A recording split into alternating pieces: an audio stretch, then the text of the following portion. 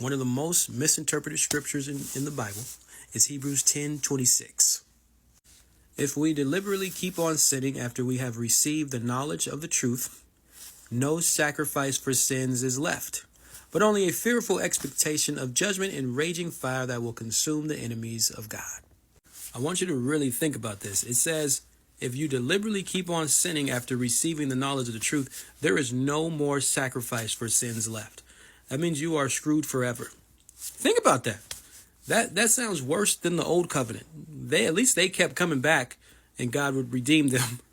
This sounds worse, that there's no sacrifice for sins left. Do you know why? I'm going to tell you why. It says, after they receive the knowledge of truth, that is found in Ephesians 1:13. That is the message of salvation, the gospel. After these Jews received the gospel, they kept running back to the law and sacrificing bulls and goats for salvation. This is why they were in constant sin. They kept sinning. The sin was unbelief. They did not believe the gospel. They kept going to the law.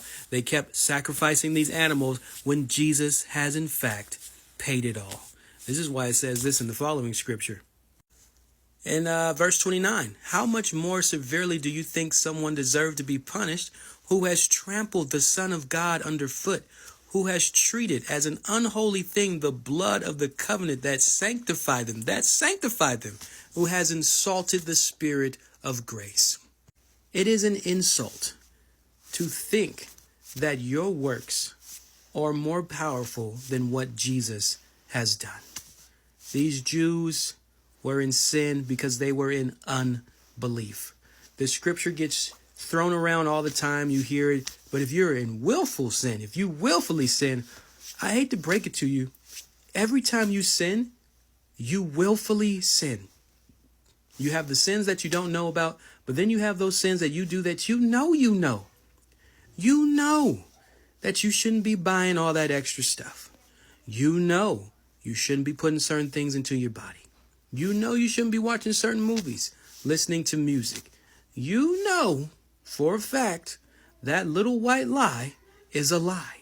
And in James it says, if you break one law, you broke them all. You are in constant, every day, 24/7, you are in constant sin. If you are honest with yourself, this scripture should scare the crap out of you. But in context, if you understand what the writer is talking about, he is talking about these Jews being in unbelief. And the reason why there is no more sacrifice for sins, because there is no sacrifice outside of Jesus. Again, as I said before in my other videos, you are either dead or alive when you stand before God. This is why Jesus said, to those who believe in me have already crossed from death to life. You are not trying to work your way to become alive. That's impossible. You can't even do this. Impossible. It has to be a miracle. That's why salvation is the gift of God that no one can boast. It's not of works. It is not of yourselves. You truly have to believe. John 6:29 says belief is the actual work for salvation. There's nothing you can do. It is impossible for man, but God makes it possible by just saying, believe in the one he sent, Jesus Christ. He paid it all. So, hope that helps. Next time someone says, but you can't be in willful sin. Listen, 24/7 you in willful sin. We are all in willful sin.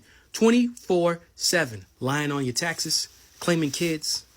The list can go on and on and on and on. That's why the gospel is the most humbling message in the world. Because you have to admit that you are no better than the next person right next to you. And salvation is a free gift to all who simply believe. You can't add to this message. You can't add to it. Deuce.